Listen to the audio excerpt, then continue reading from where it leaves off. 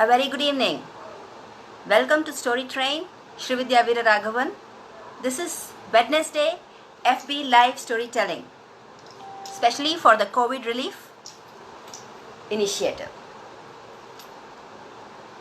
So who is watching? Anybody there? So we begin today's live session, and today I just thought of bringing you folk tales and discussing a few tips about how to make your story engaging when you're telling it. So yes, so we started getting audience. So we begin today with a bit of folk tales, and we'll also discuss about some engaging tips. Yes, okay. So I would wait for some more people to join in, because we have a family quiz to start with, because it's folk tales from around the world. So I think we should also know about from where these stories fly from. So I have brought with me two stories. So just to time being, I just thought of sharing two or maximum three stories as like last week. So yeah, so hope all are doing well. All are fine, healthy, super. Okay, so yes, I think I'll wait for a few more people to join in, because we're going to start with a family quiz, and then we're going to go with a few folk tales from around the world, ending with few tips to all the everyday storytellers to make how to make their stories much more engaging. Yes, so okay, to start the energy in. Hey, தொட்டுக்கட ஊரத்திலே தோடு ஒன்னாங்க தோடு ரெண்டாங்க தோடு மூணாங்க வாங்க சொன்னேன் சிஞ்சா சிஞ்சா சிஞ்சாச்சா அத வாரி வச்சாங்க வரவ எச்சாங்க மடிச்சீரிஞ்சாங்க வாரேன் போங்க அத வாரி வச்சாங்க மடிச்சீரிஞ்சாங்க வரவ எச்சாங்க வாரேன் போங்க. You just heard a Tamil folk song, and yes, this is folk stories section, and we have a family quiz to begin with. I'm sure all of you are sitting with your children, all your grandchildren. So to start off, I'm sure you're bombarded with so many COVID-19 news, but let's take away from that, and I'm going to ask you some nice questions. Yeah, are you all ready? Okay, so my first question goes on to the world. Can you tell me a nation? Can you tell me a country which got its freedom only by a singing revolution? Only by a singing revolution. Any answers? A country which got its independence in 1991. Yes, it just got independence in 1991, and just not by fighting, not by bombarding, but by singing a peace song. Anyone who has the answer? Anyone? Any guesses? Okay, to continue with the same, because this story comes from this land, this country, yeah? It's in the northern Europe. It's in the northern part of Europe, bordering the Baltic Sea. It's in the Gulf of Finland. Yeah, I'm giving you so many good, easy clues. Any guesses? It's definitely not from Switzerland. It's definitely not from the countries which we really know as popular. But it's a European country. Now, okay. From this country, the countrymen from this land had created Skype. Now we have Skype calling, video calling. Yeah. So it started from this country. Anybody? No. Okay. Oh, I wish I could get some answers here. Anyways, fine. Now let's go into some political questions. Like, again, this country was the first. It was a pioneer in digital voting system. People here, they do not have to go to a polling booth. They can sit at home, and from online they vote their desired candidates. Yeah, anybody? No? Is it so tough? Okay. Anyways, and also, yeah, this country, it's again, a lot of knowledge coming to your way. This country is known to be world's the most literate country. 99.8% of the people living here are literate. Literate meaning those who can read and write, and not just that, everyone that's living in this country, they know, apart from their native language, at least one foreign language. Yeah, it's a very, very beautiful country. The country is like nearly 52% of the country is covered with forest, and still they're a lot to do with agriculture, and fishing is their main occupation. And again, the capital of this country is listed under the UNESCO World Heritage Sites. Like they have many architectural sites till date which has been listed. Any answers, please? No? Okay. So I'm going to give you the answer. The first story comes from the Gulf of Finland, near the Baltic Sea, peeping towards Finland on the opposite side, touching the Satvik and the Russian continents. It is Estonia. Have you heard about this country? Estonia. A very, very small country, and I'm going to show to your children, or maybe if it is visible, I'll try to show. It's in the northern part of the Europe. There is Europe. This whole map has got northern part of the Europe, and you would find a small, very, very, very small space. There's a Baltic Sea here. Okay, somewhere here is a small, very, very small country called Estonia. Yeah, take some time to explore the world map, and you're going to find Estonia. So here we begin today's session with a folk story from the land of Estonia. Tallinn is the capital of the city, of the country. And just few miles away from the city, there was a very beautiful village. Caliph was living happily with his family. He had his farm. He was busy doing farming and also taking the grains to the miller and grinding into flour and selling it into the markets. Life was very peaceful. He had many children. And when the children grew up, they settled among, and during holidays when they used to come back, they all used to sit around together at the dinner table and start talking about everything in the world. One hot topic which started propping up was, Papa, will you give this farm to me or to the elder sister? What? After you died, whom are you going to give this farm to? Whom are you going to give this mill to? The children started discussing about who will inherit what after the death of Caliph. Now, every holiday listening to the same discussions, it kind of saddened Caliph. And he had a discussion with his wife, Johanna. Johanna immediately gave him a suggestion. You must go and meet the sage of Finland. He will tell you when you will die. Anyways, seeking the advice of his wife, he traveled to Finland. So he had to cross the Baltic Sea. So he took the ship. He just beautifully rode there. And as he went into Finland to the house of the sage, there the sage was seated with the white beard and the white dress.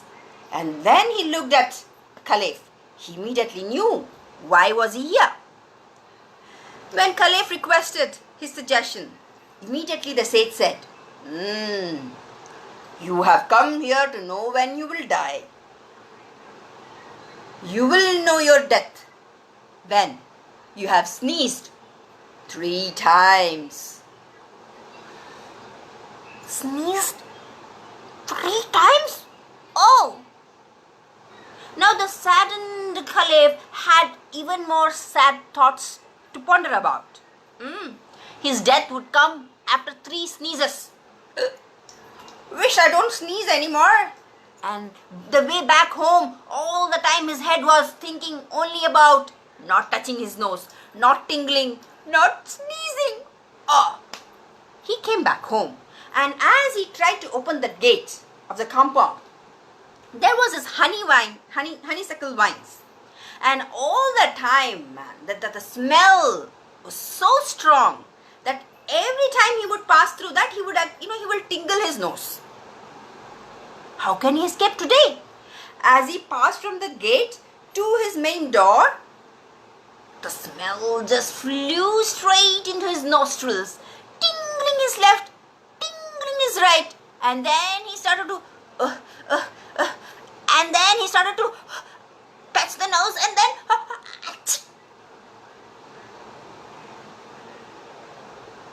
so soon, the first sneeze. Kalev had no speech. He rushed inside the home. Johanna asked him what happened, but Johanna was very, very curious to know when he will die, maybe, but Kalev was really worried. Next day, with the thoughts of all these things, he left to the mill to grind the sack of grains. He took the grains to the mill, and as you know, the mill, they have the tall, walls, and just above, speck of dust. So much of dust. And like our Kalev, always thinking about he should not sneeze. He was thinking of not sneezing, but all the time, he was only thinking that he may sneeze.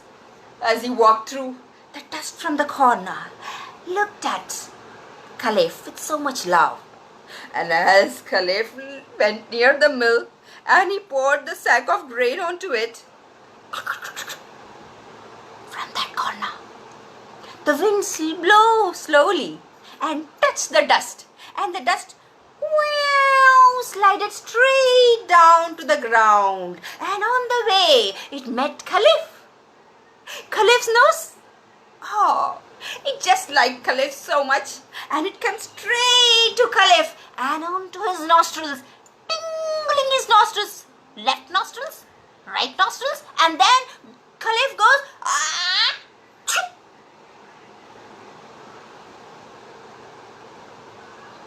second time, within 2 days, 2 times sneezed.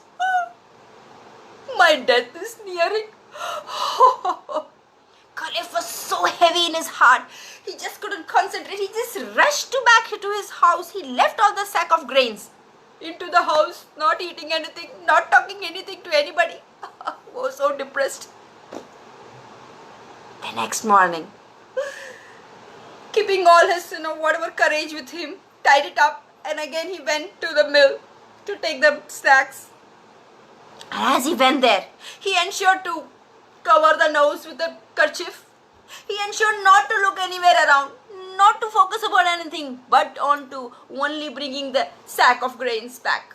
And as he went, the miller had already grained it, and it was flour. It was a sack of flour. So he took it on his shoulders, carefully covering his mouth.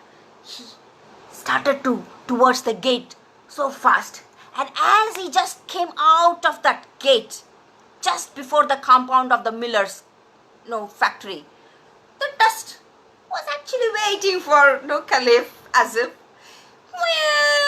flew from there, and with the blow of the wind, as it came to the ground on the way, met Kalev's nose and tingled him left, tingled him right, and there goes Kalev.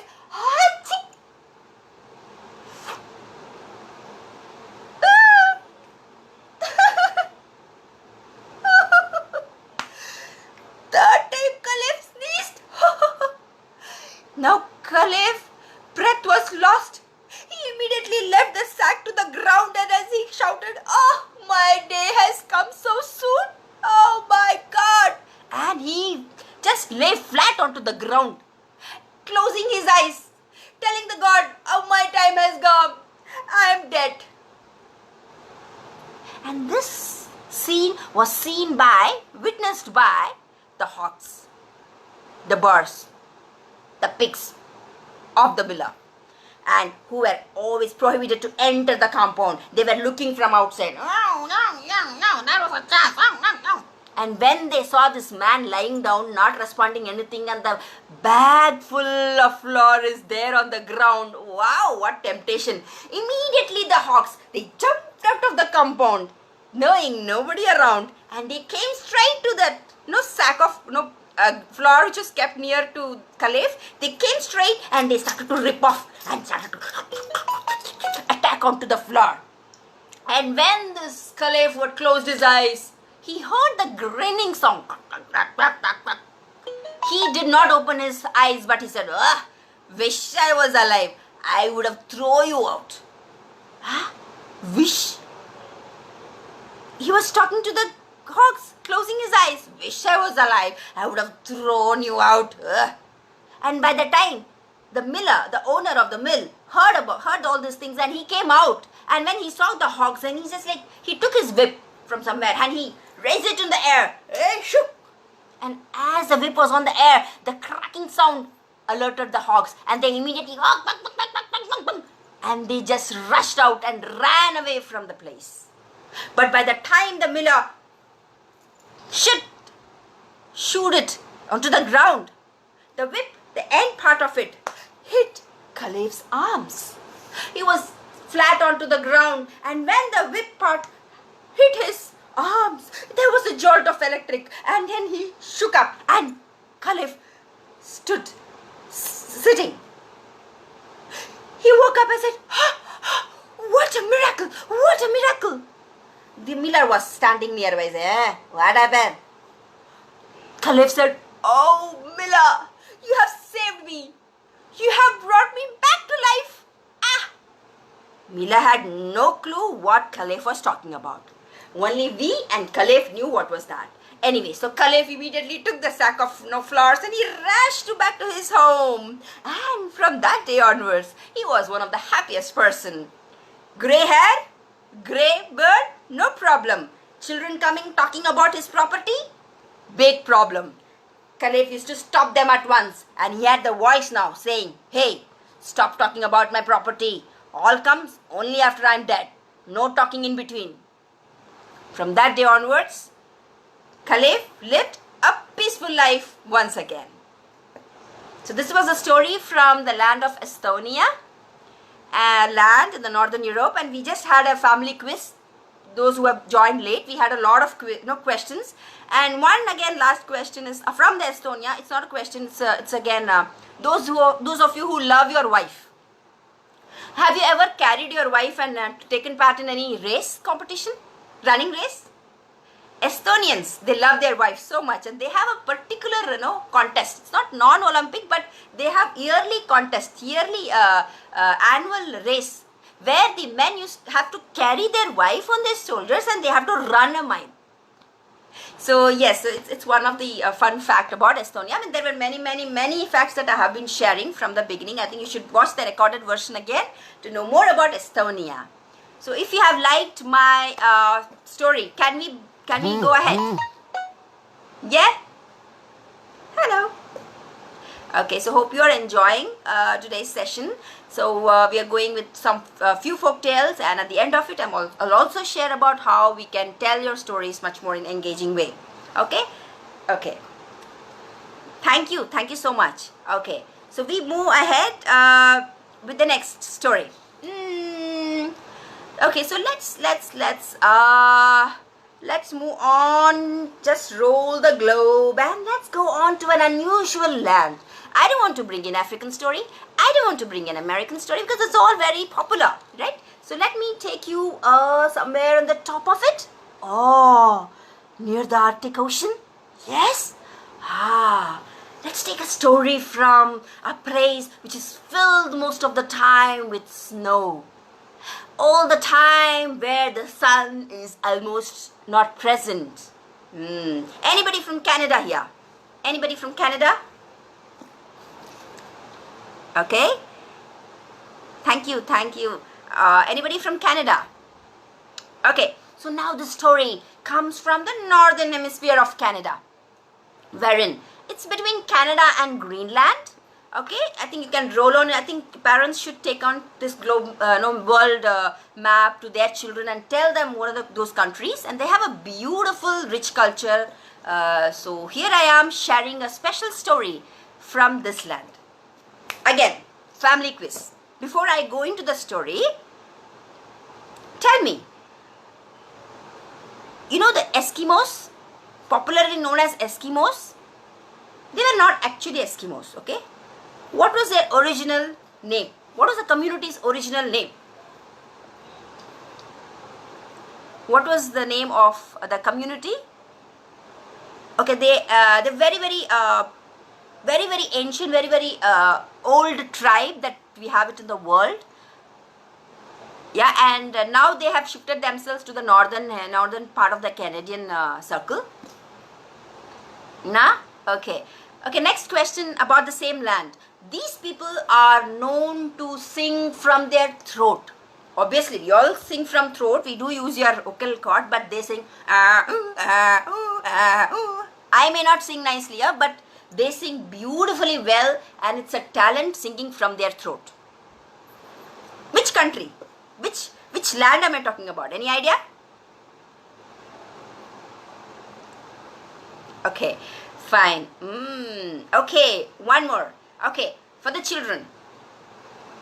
These people, when they were not, before they get into the civilized, community, when they were in their original form, they used to hunt for, snow animals like fish. Even they do a lot of fishing. They do fox hunting, they do seal hunting, and they rip off the skin. The women of the community, they rip off the skin and they make very good ropes, very good cloths out of the skin. And these people are known to migrate from one part of the other because of the weather conditions, because they're fully covered with snow. Okay, hardly any sunlight. So these people used to migrate. And because of that, it was so cold that the skin of these animals, the seal and the foxes, used to protect them. And they were known for hunting. They were one of the best hunters we have known in the world. Eddie, yeah, brilliant. Manik, thank you so much. Yes, it is Inuit. Yes, it is. Inuit is the original name. Eskimos are not the right name. So they are known as the Inuit, and they have a great respect for their culture. And they bring in a lot of beautiful stories. Okay, they have a lot of myths and there are a lot of folk tales. There are so many stories, but now let me tell you a story about why they don't have sun throughout the year. Why most of the days for them is like gloomy, no sun, almost like night. Okay, so here we go with the story called the Raven or the Crow, which brought sunlight to the land of Inuits. Many years ago, decades ago, when the world was really young, the land of Inuit at the northern side had people living only in darkness. They never knew that something exists called light. Everywhere around was just darkness. One fine day, from the southern part of the land, there came a crow huge in size and magical in sense. He flew from the southern part on terms of the adventure trip. He came and he crossed the tilts of mountains and rivers, and then he saw a chunk of land covered with just darkness. The crow wanted to know what exactly is that, and then he flew straight, and there he saw from his bright sharp eyes down. The place was full of darkness. There were a lot of rocks, and there were homes out of rocks. He went and sat on one of the rocks there and started to caw. Caw, caw, caw. Oh, you people, don't you know the light? Oh, this place is so dark. How bad it's to live in darkness. The people down could not see anything, but they could hear only the voice, and they thought it's a voice of the god. And they looked up and said, oh, is it the sound of the god? Oh God, And the crow continued, "Oh, life in darkness is bad. You must have light. You must have sun. The ball of light should enter here." And they all started listening. What? Light? Nobody knew what was that. So immediately they said, "Oh God, what is that? Can you please get us the light?" In their language, yeah? And then immediately the kind-hearted Ravan thought, "Yes, I must help them." And then he left back to south, promising these people that he will come back only with the ball of light. He traveled back to his home, the southern part of the land always filled with brightness. They could clearly see the green, beautiful lands and the top rocky mountains. There were blue rivers and the homes were built so beautifully. There was color all around. The sky blue, deep down green. Such a treat to the eyes. And there this raven flew, the huge magical raven flew up for weeks and weeks back to his home, and as he entered into the town of the village head, he went straight near his house, and there was a tree. He sat on the branch of it. He looked down, and there was a small boy who was playing. The crow knew that he must conquer this boy. So he, with his magical power, because in those days, animals, birds, they were all magical. They could turn into any form as they wanted. So this raven got into the form of a speck of dust. And as a speck of dust, he flew straight onto the left ear of the small boy. And as it went near and touched the eardrum, the raven pricked the small boy. The boy started to cry out of pain. And from inside, the crow spoke. "Shh! Call your grandfather out. Shh! Grandfather! Mesmerized with the voice of the crow, the boy just spoke what it was told. And the grandfather was none but the headman, was the head of that particular town. He came out rushing from the small house, and he looked at his grandson crying out of pain. He said, "What happened? And inside from there, the crow again pinched. Tell him that you need to play with the ball of light."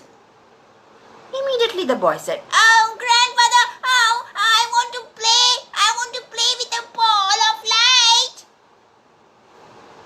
And when the headman heard this, he wondered. The secret that he has kept for years inside his home. How come my small child, the grandson, could know? He wondered, but this child was crying so phonetically. So the grandfather didn't know anything but to bring him inside. And inside, into his small chamber, there was a cot, and under the cot, there was a big iron box. Slowly the grandfather took the iron box, kept it on the cot, and then slowly unlocked the box. As he opened the box, beam of rays, colorful rays, covered the whole chamber. It covered the small child with so much of light. It was amazingly magical and beautiful. The child stopped crying, looking surprisingly into what was happening into the chamber. And as the child started smiling, from inside, the crow again pinched. Tell your grandfather, I want to take the ball outside and play. And he started crying, grandfather, I want to play outside. Bring me the light of the ball of light. The grandfather didn't understand. Oh, and then he took a rope, a small string, and from inside, he slowly from the box, he took out something. That was a ball of light, beaming rays of, spectrums of light. He took it, and in the corner of it, he tied the string, and slowly he gave it to the grandson, and he said, "Carefully you must play. Don't break it. Don't leave it down." And the child took it in his right hand and said, "Ah!" And from inside again, "Ah!" Go out. And then the grandson, he came out of the house, and then as he was supposed to, because children, they love playing, and especially ball. Oh my God! And the child was so happy. And as he was about to play, from inside, the speck of dust came out of the ear, and then as he was about to play, the crow raven came near the ball with its beak, snatched the string of the ball, and there he flew. There he flew, even before the boy could understand what happened, even before the headman could understand what happened. The crow, the raven, was nowhere to be seen, far into the sky. There he was. On his beak, the ball with the string was flung, and he kept flying for weeks and weeks and weeks. As he approached towards the north, the ball started becoming heavy, very, very heavy. His beak started to pain. Oh, it started to become very, very, very, very painful and weak. And the wings, how can he take such a heavy ball all across without resting for days and months? His wings were also becoming tired. And slowly but steadily he was approaching the land of north, the land of vineyards. And as he approached, there the land of darkness, the ball came in, and slowly, steadily, the darkness shone with brightness. There were rays of yellow here. There were rays of orange there. There were rays of green sands here and there. And as the crow slowly approached, the people in town, they could see the sky, and they say, "Hey, there comes light. There comes the ball of light." And they were rejoicing. They were cheering, and they said, "There comes our Lord. There comes our God." And as the crow could hear that cheering, he was motivated, he carried himself as much as possible near, and then he just came slowly down. As he was just about nearing the rock, he couldn't handle anymore. He started to breathe heavily, and he couldn't control. Tap! From his beak opened, and there came down the ball of light, down to the ground, crushed and broke. Just on the rocks, broke and shattered into pieces. People were still rejoicing because the place was still very much, bright. But the crow almost lost his life, and he came down and he lay onto the rock, almost lifeless.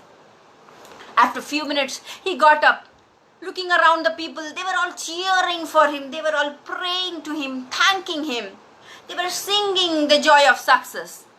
And then the crow looked upon to them disappointedly, and he spoke, I failed. I'm sorry."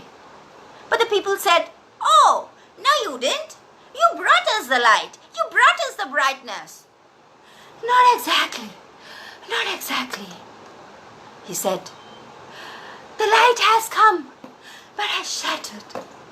Meaning, for next 6 months, you may have the light, but after 6 months again, everything gonna get dark."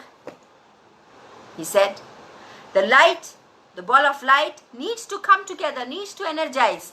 Once in 6 months, it needs time to energize. So, 6 months after that, again it will be dark, and after 6 months again, they will have some light. But the people were so happy. Something better than nothing. We are happy that we have light. Oh, there we see the snow-capped mountains. Oh, there goes a boar. Oh, let's take the hunting skill and let's hunt them. We can go for fishing. Ah, how beautiful my wife looks. So many voices, because now they were able to see. They were happy and they were thankful to the God that they got the brightness, they got the light now. And from that day onwards, though those people used to hunt everything and they used to eat raw, but only one they never hunted was the raven.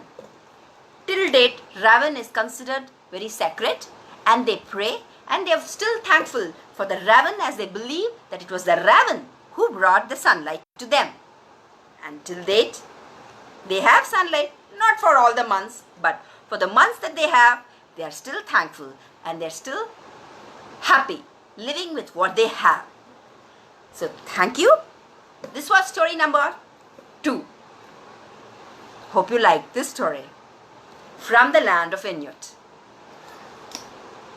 So what is the time now? Am I done, or you need one more story, or should we go into some questions? Answer please. I'm not able to see any of the comments. Okay. If you need one more story, you say one more, or we'll go in some questions.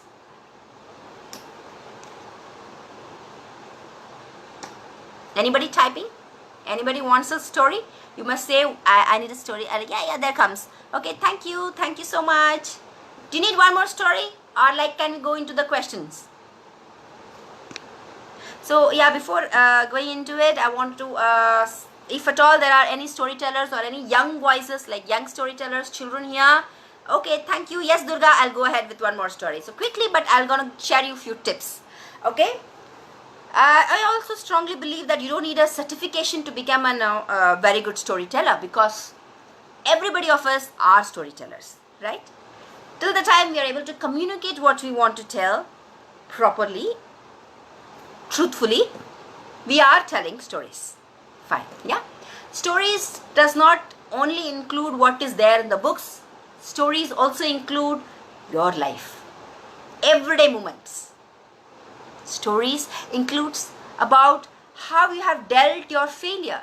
Stories also include how you have been engaged yourself into lockdown. Yeah. So there are small episodes. It's not the full life story. A small incident, a small portion. Say it could be just 1 second portion from your life, but that can be a powerful story to tell to others. Yes. So I always say, parents, please share stories about your family, about your roots to your children. Make them feel from where they come from. Let them know, right? So that's also stories, and also bedtime stories are very, very, very important, especially for the younger children. The parents having younger children, please make it a point to tell them stories just before they go into bed. Yeah, you can just as mothers or fathers, you can just lie next to them and they are going to sleep, and tell the stories, a bit of small stories with hardly 2-3 characters, positive small stories, in a very whispered tone. Don't shout, okay? Just in a whispered tone, tell them a story softly, smoothly, and as you tell, the brain receives and they actually tend to sleep. Yeah? And it's not just for making them sleep, but also scientifically it is proved that once parents are into the bedtime storytelling practice, or the children are tend to become much more connected with their parents. Yes? And not just that, their brain, neurons, it works very nice, very, very actively. It ignites the creativity. I would say ignites, first of all, it ignites their imagination when they hear a story, and also from their familiar, the loved voices, that mother or father. And when imagination is ignited, they go into sleep, and on the sleep mode, their intelligence is even more, refreshed. Yeah, and as the imagination is ignited, the creativity improves, and if we enhance even more creativity, it is believed that creativity is equal to intelligence. Yeah, the more creative you are tend to become more intelligent. Yes, so that's the whole secret. So storytelling is the best free of cost tool to make your child very intelligent and well connected with you. Well connected with you may not be now, but when they turn adolescent, there are times that you need to speak to your children. Yes, there are times that you feel that they should take me as a friend, and as a parent I shouldn't judge them during their adolescent times or any times. So they have to come to you freely, right? That can happen only when there is a trust, there is a connection, right? So make sure bedtime stories is one tool that you can do. So yeah, that's one tool that is I given for the panels. Okay, okay, yeah, thank you so much, thank you. Okay, so one small tip for the storytellers who are into the professional, they have taken as a professional storytelling. For them, one immediate tip. Next week I'll focus on some other tips. Choose your story. Choose your story is very important. Yeah, many believe that you have to choose a very popular story because it's popular among everybody. If I tell the story, everybody will enjoy it. But that's not the fact. Choose a story which suits your personality. Choose a story which you like the most. And if you enjoy the story, and if you live the story, the audience are going to enjoy it as well. Right? So, choosing story is very important. I have seen many storytellers doing this mistake of choosing very popular story because they have to do, and they just kind of, they just don't do justice to the story because they just don't relate to the story. Yeah. So that's one immediate tip. So okay, fine. Fine. I'll go with the third quick story. Okay, I'll make it very short. Okay. This story is called Problem from Our Own India. Yes, it is believed it is a Karnataka folk story, but again, I don't have a concrete, record saying that it is from Karnataka, but it is from India. Yeah, because the characters are like that. Okay. Once there was a village. Everybody were living very happily. And in the village, one day, there came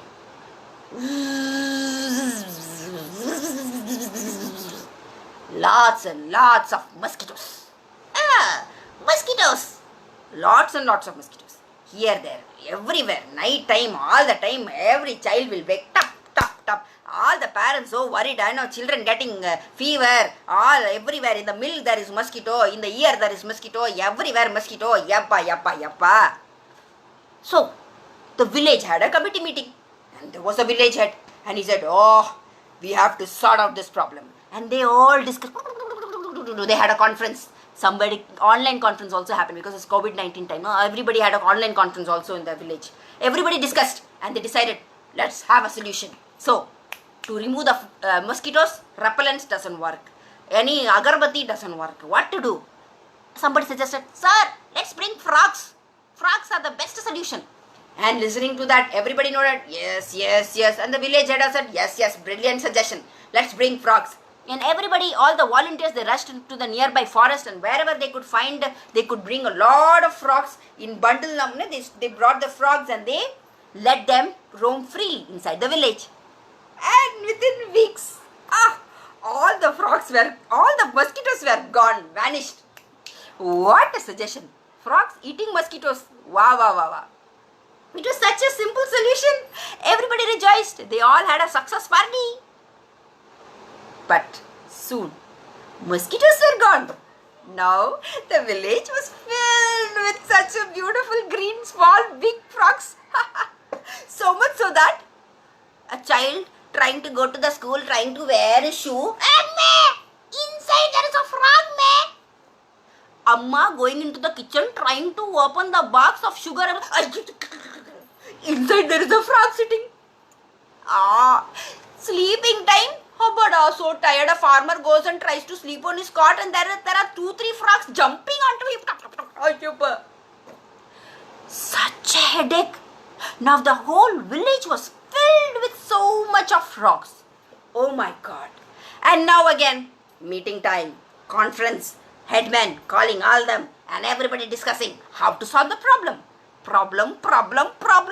Now the problem of frogs. Everybody discussed, and they thought, they analyzed, they did a lot of brainstorming session, and then finally they said, who likes frog?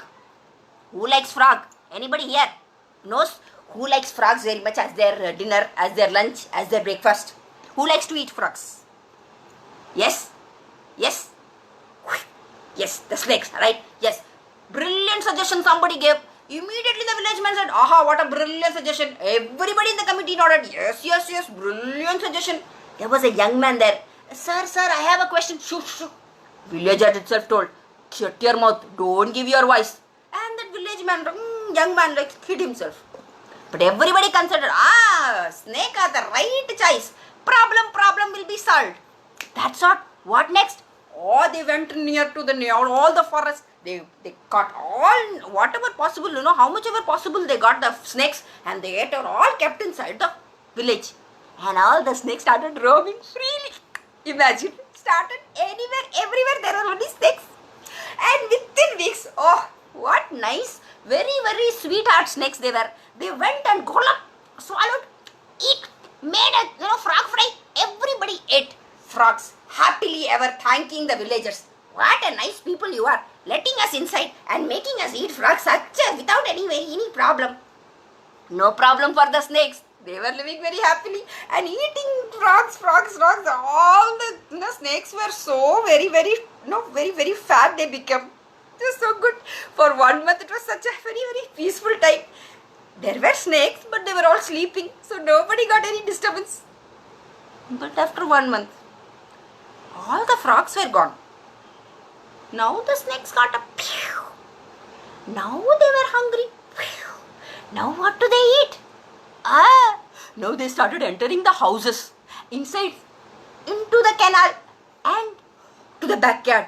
There were goats, there were hens, there were eggs, there were even tega chutney, everything. The snakes just enjoyed eating everything around what the humans were eating. They somehow, as they crawl, anybody coming in between obviously was a disturbance problem for the snake. So they gave their hit to all who came in between. Oh my God! Now the village had full of snakes. Abba! All of them sitting above the cot and knowing when the snake will crawl down. They were totally gone. Now there was problem, full of snakes around the village. How to solve this problem? Now again the villagers had a meeting. What to do? Snakes. Now who loves snakes? Who wants to eat snakes? Who wants to eat snakes? No. I'm not talking about human beings, not them. I'm talking about who wants to eat snakes as their supper, at their dinner, at their lunch. Hardly anyone. So they discussed for months and months. And finally, their problem had to get a solution. And finally the decision was made. And everybody nodded, yes. And you know what was the decision? Packing their bags and leaving that village. Leaving their own homes for the snakes. Now snakes started living happily in that village. A story? Problem.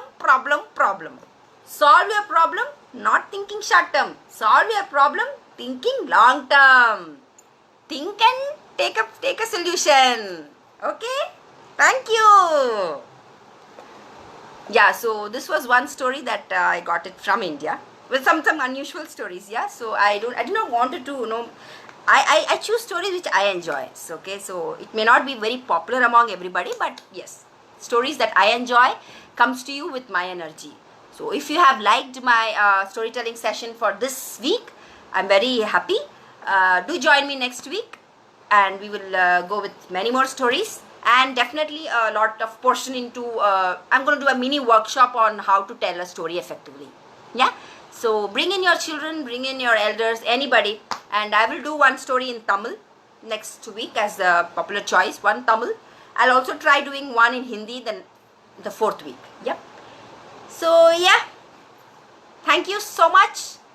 I hope I can leave now. Thank you, and take care of your health and be very happy and positive.